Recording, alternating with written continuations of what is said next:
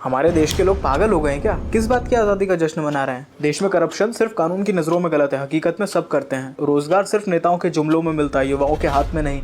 Rapist जो होता है वो समाज में खुलकर घूमता है और जो विक्टिम होती है उसे मुंह ढाक कर चलना पड़ता है। धर्म और जाति के नाम पर आरक्षण दिया जाता है और एकजुट करने के लिए कोई आवाज ही नहीं उठाता है। सड़क किनारे मूतने पर किसी को शर्म नहीं आती, मगर उसी सड़क पर किसी का एक्सीडेंट हो जाए तो गाड़ी रोकी नहीं जाती। इस बात की आज़ादी का जश्न हम मना रहे हैं। तुम इस बात का एक और साइड जानो, 1947 से लेकर अब तक हम 5 ऑफिशियल वॉर लड़ चुके हैं, जिनमें ना जाने कितने सैनिक शहीद हो गए हैं और क्लासिफाइड तो ना जाने कितनी लड़ाइयाँ लड़ी हैं। पुलिस वाले रात रात भर त्योहारों पर ड्यूटी करते हैं ताकि हम अपने घर में बैठकर सुकून से त्योहार मना सकें। कोरोना काल में हजारों डॉक्टर्स ने हमारी जान बचाने के लिए अपनी जान दे दी। किसान से ज्यादा मुनाफा बिजनेसमैन कमाता है, फिर भी वो किसानी करता है क्योंकि ये जिम्मेदारी किसी को तो उठानी ही पड़ेगी। हजारों क्रांतिकारियों ने देश को आजाद करवाने के लिए अपनी जानें दी हैं, खुद के लिए नहीं, हमारे लिए, ताकि हम आज़ादी में सांस ले सके। और तुम कहते हो आज़ादी से हमें मिला ही क्या है? क्रिटिसिज्म भी तो ज़रूरी है।